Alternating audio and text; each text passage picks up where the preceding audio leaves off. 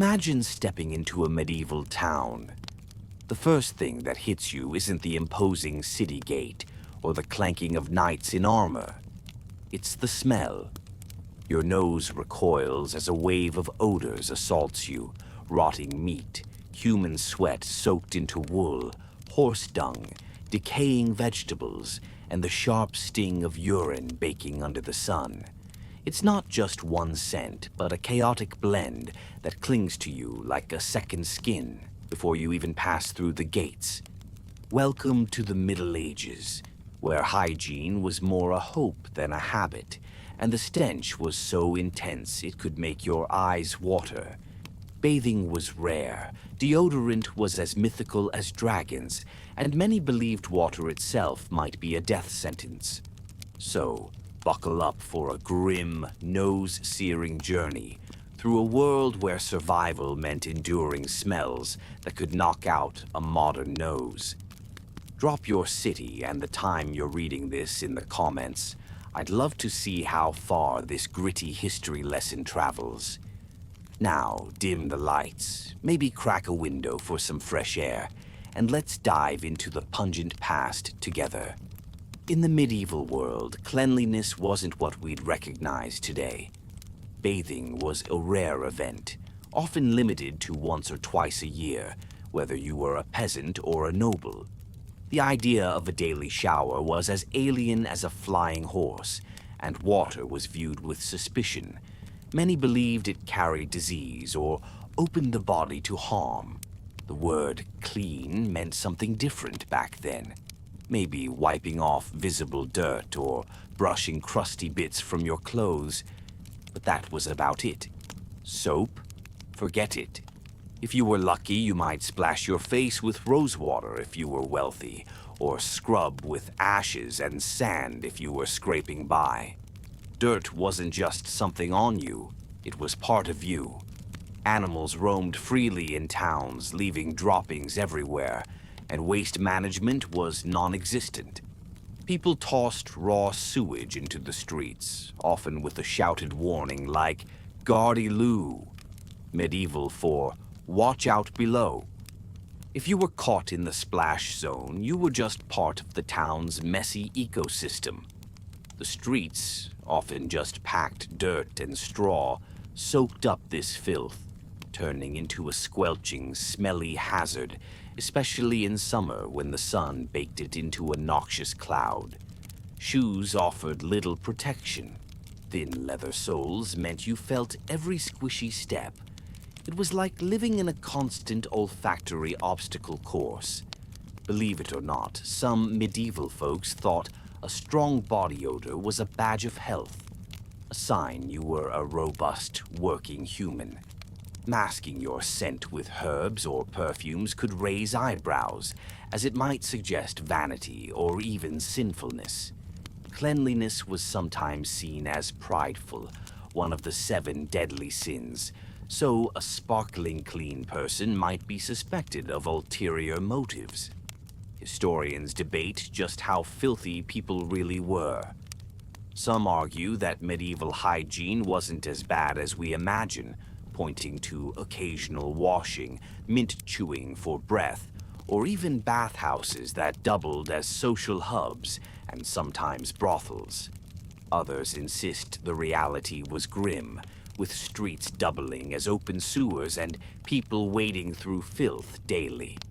The truth likely lies in the middle, but one thing's clear.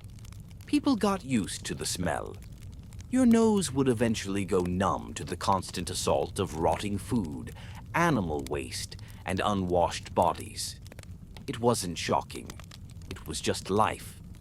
Imagine waking up in a medieval home. The air heavy with the scent of unwashed bodies, damp straw, last night's stew, and a hint of mildew. You open a wooden shutter to let in fresh air, only to be greeted by the neighbor's freshly tossed chamber pot. You shrug, grab your own pot, yell "Gardy loo," and add to the street's aroma. It's just another day in the smelliest era of history.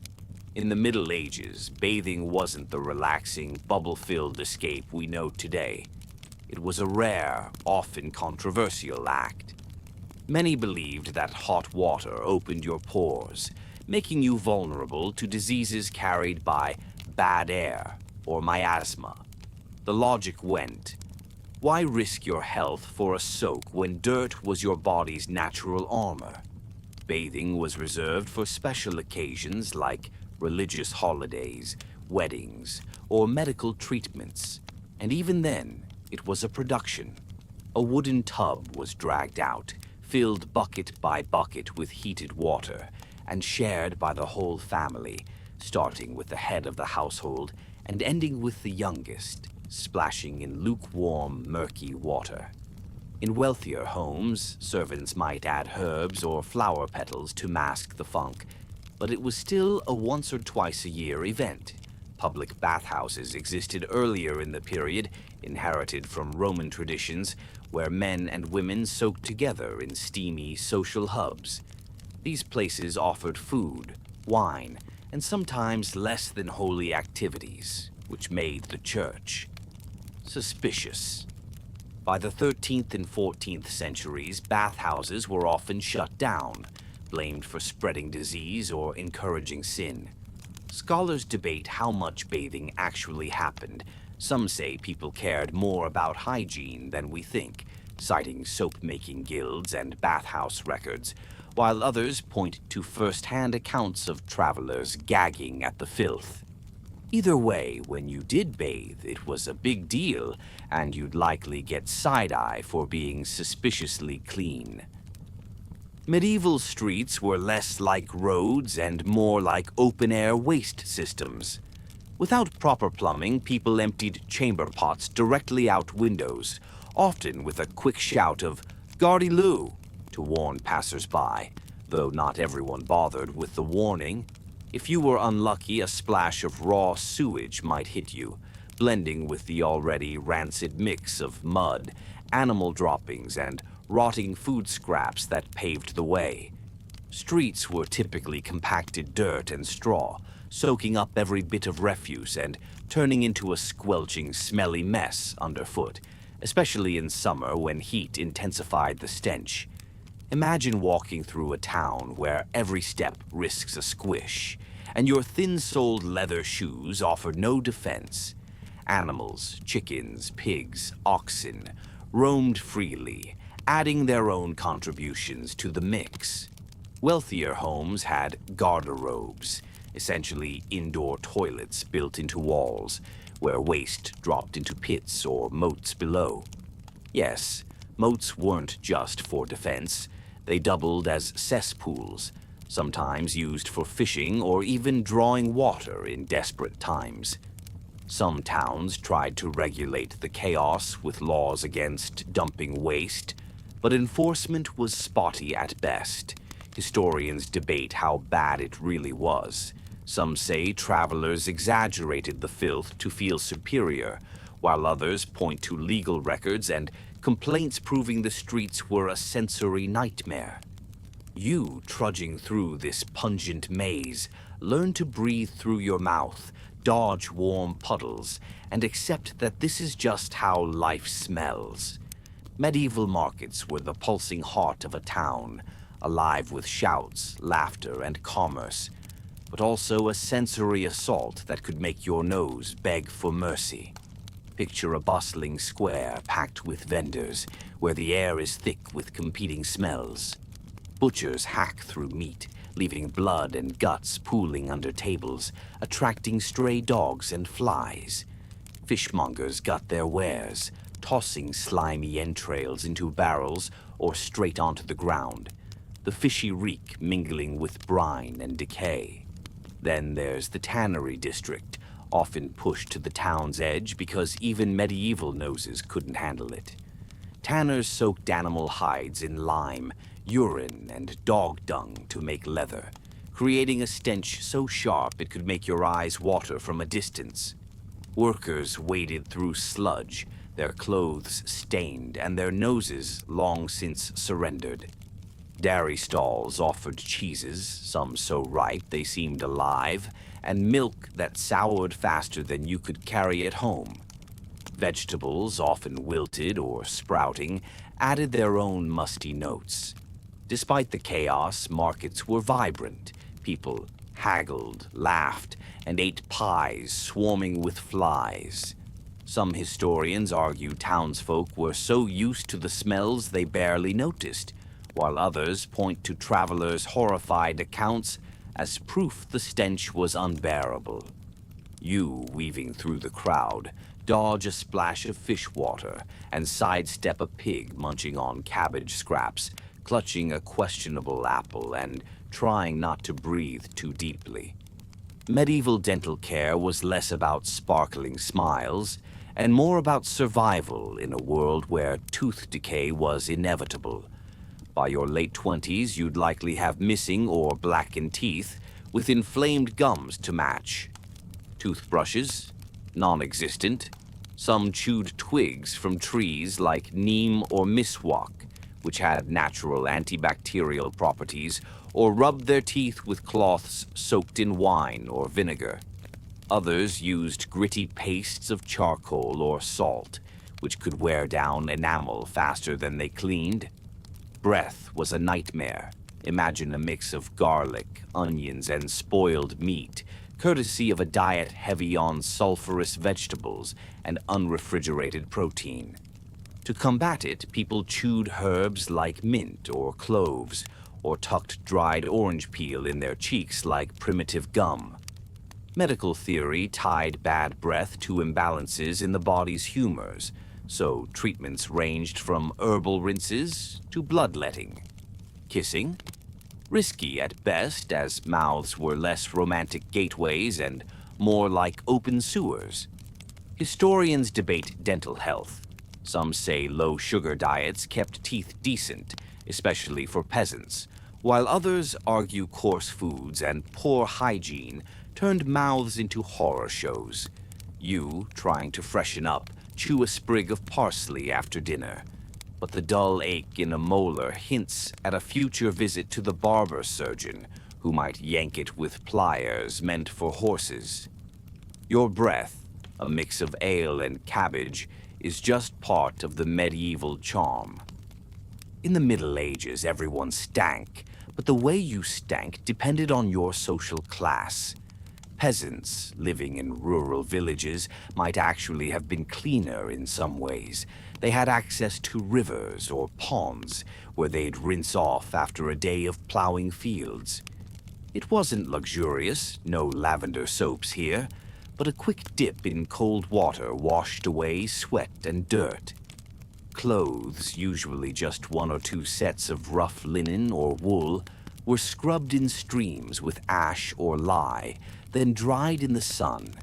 Nobles, on the other hand, lived in drafty castles where damp stone walls bred mold and smoky fires filled the air with soot. Their fine clothes, velvet, silk, brocade, were too delicate to wash often, so they doused them in perfumes like rosewater to mask the stench of sweat and grease. Instead of bathing, they relied on linen undergarments to soak up bodily oils, changing them occasionally while avoiding water.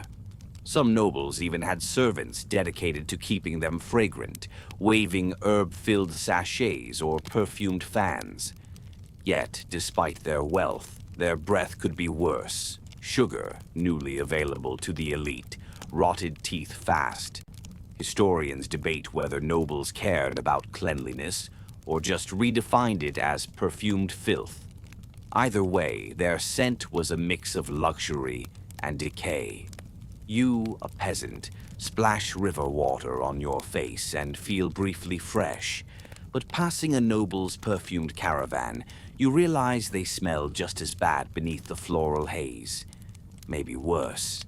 In the Middle Ages, religion wasn't just a belief system. It was a sensory experience, and smell played a starring role. Step into a medieval church, and you're hit with a mix of damp stone, candle wax, and the heavy smoke of incense like frankincense or myrrh. These scents weren't just for ambiance. They masked the odor of dozens of unwashed worshippers packed into a windowless space. Incense was the church's secret weapon, a kind of divine air freshener meant to symbolize prayers rising to heaven while covering the stench of humanity. Monasteries, where monks lived in close quarters, were no better. Bathing was often discouraged as vain, with some orders allowing it only a few times a year. Monks wore the same wool habits for weeks, even years, creating a potent aroma of sweat, stale ale, and boiled cabbage. Nuns sometimes fared better, using herbal soaps from convent gardens, but full baths were still rare. Relics, bones, or scraps of saints added their own grim scent, often decaying in ornate cases as pilgrims kissed them for blessings. Some believed sweet smells signaled holiness, while foul odors hinted at sin or demonic presence. Scholars debate whether religious spaces were cleaner than secular ones. Some point to ritual hand-washing, others to accounts of moldy, sweaty chapels. You, kneeling at a service, clutch a sprig of lavender to survive the priest's onion-laced breath and the smoky, musky air, feeling both uplifted and slightly nauseated. Medieval bathhouses, or stews, were rare oases of cleanliness in a grimy world, but they came with a catch. Picture a humid, candlelit room filled with wooden tubs, steam, and the chatter of half-naked strangers.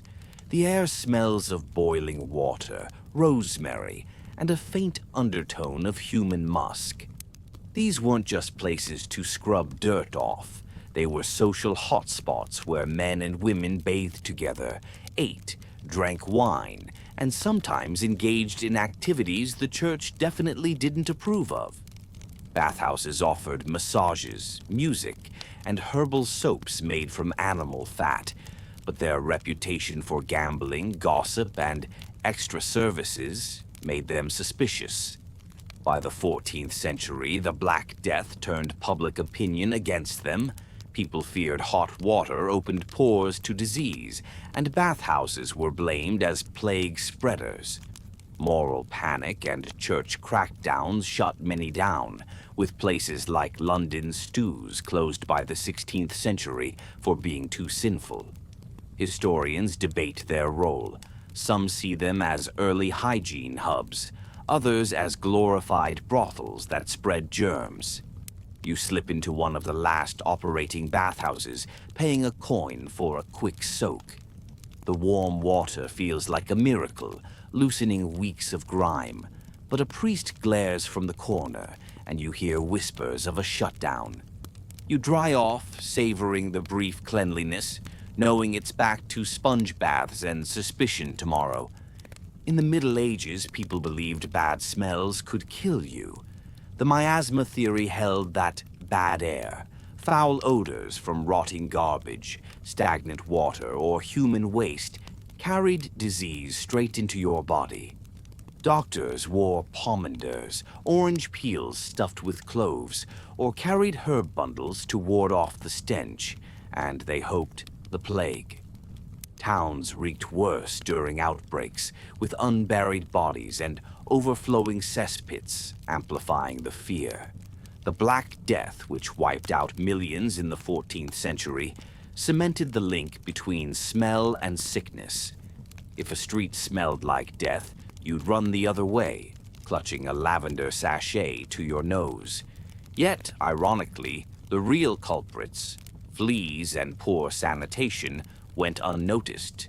Physicians sometimes prescribed sniffing strong scents like vinegar or burning sulfur to purify the air, while others advised avoiding baths to keep pores sealed against miasma. Historians argue over how much people connected filth to disease. Some point to early sanitation laws, like fines for dumping waste, while others note the persistent mistrust of water. You, navigating a plague-stricken town, hold a cloth soaked in rosewater to your face, dodging piles of refuse and praying the stench doesn't mean death. Every cough from a passerby feels like a warning, and the air itself seems like an enemy you can't escape. Medieval clothing wasn't just fashion, it was a sponge for every smell you encountered. Most people owned one or two outfits, worn daily until they frayed. Peasants sported coarse linen or wool, soaked with sweat from field work, cooking grease and whatever they stepped in. Washing clothes meant pounding them in a river with lye or ashes, a rare chore that barely dented the embedded funk. Nobles had it fancier but not cleaner. Silk and velvet robes layered with furs, trapped body odor like a woolen prison.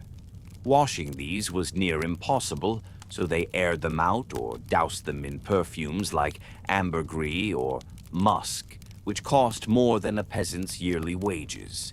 Underwear, when worn, was linen shifts or brays, changed occasionally to absorb sweat and oils before they reached outer layers. Scent was a status symbol. A noble's perfumed cloak screamed wealth, while a peasant's ripe tunic marked their place.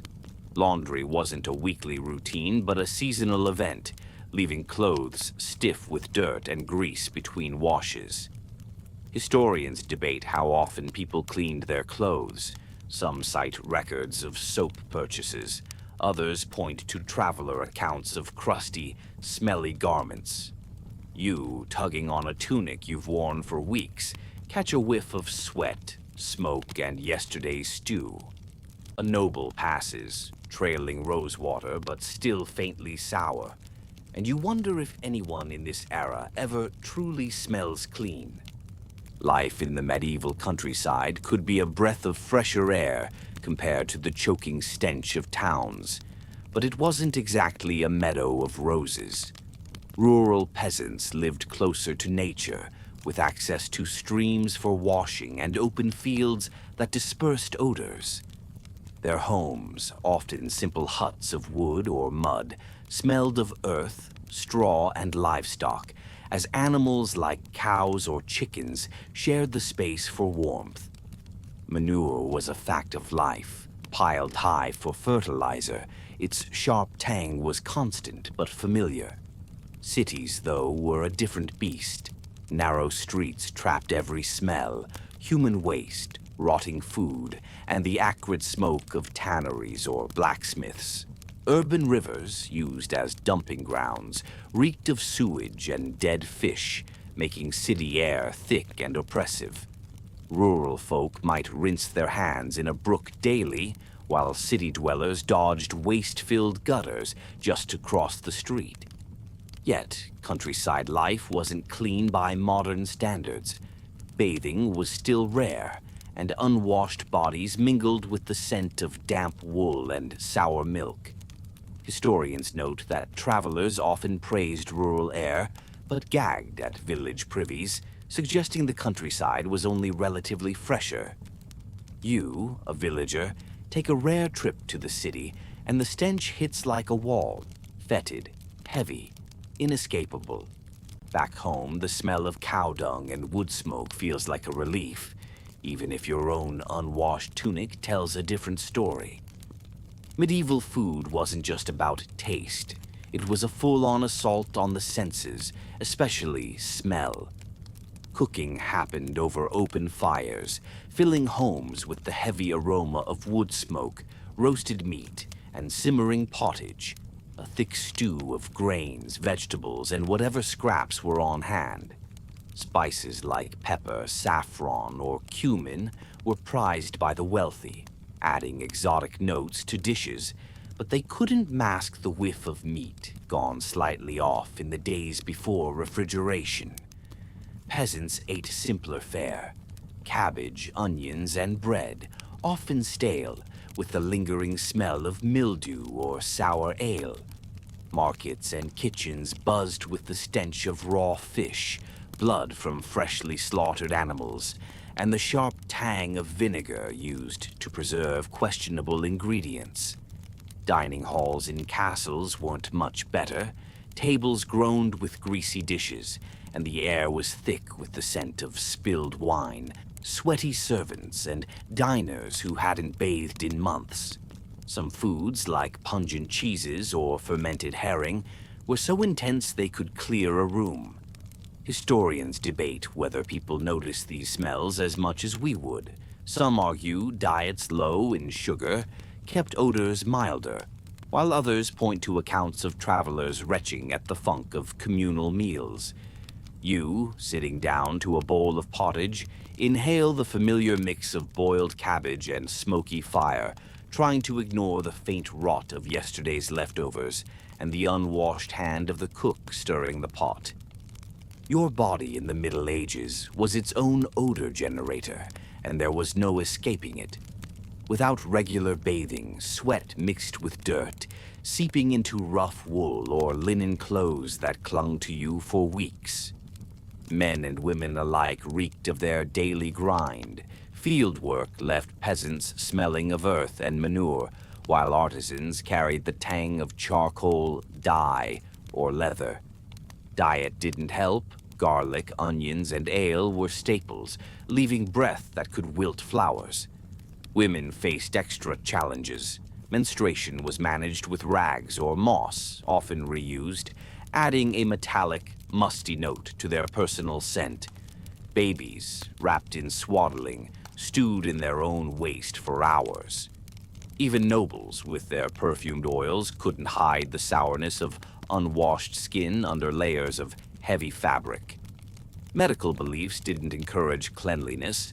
Sweating was seen as purging bad humors, so a ripe odor was sometimes a sign of health. Historians argue over how much people minded their own stink. Some say they were nose blind to it, while others point to complaints about neighbors' hygiene as evidence it bothered them.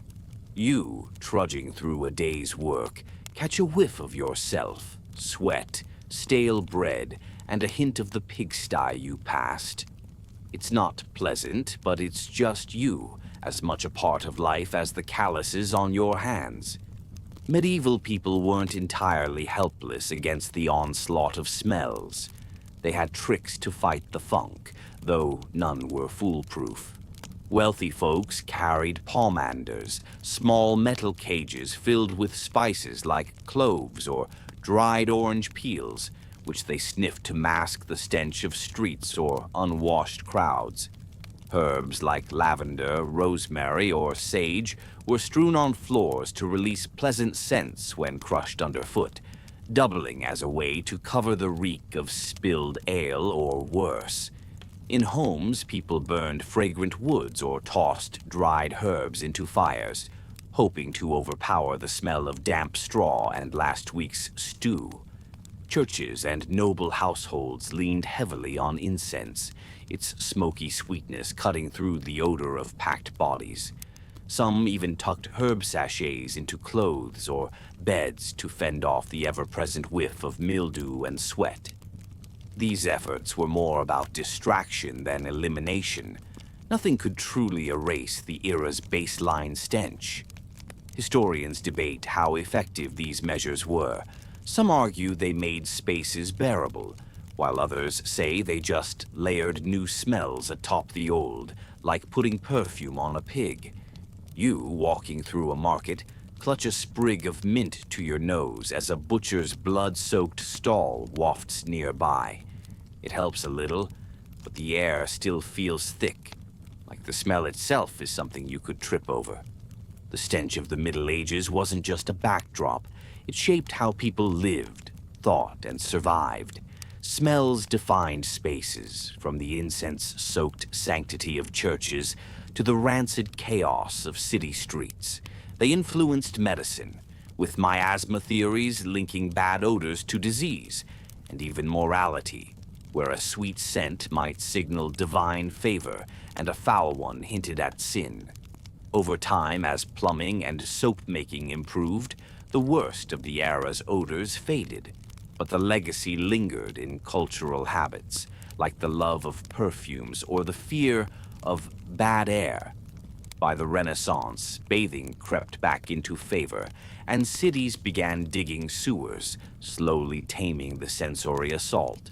Historians still wrestle with how much the stench defined daily life.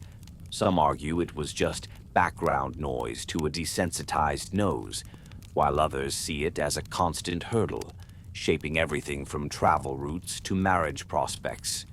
Today, we can barely imagine a world where brushing your teeth or washing your hands wasn't routine, but the medieval nose endured what we'd find unbearable. You, standing in a modern city, catch a faint whiff of garbage or exhaust and wrinkle your nose. It's nothing compared to the medieval gauntlet of smells, but it's a reminder. Our ancestors survived a world where every breath was a battle, and their story still lingers in the air we breathe.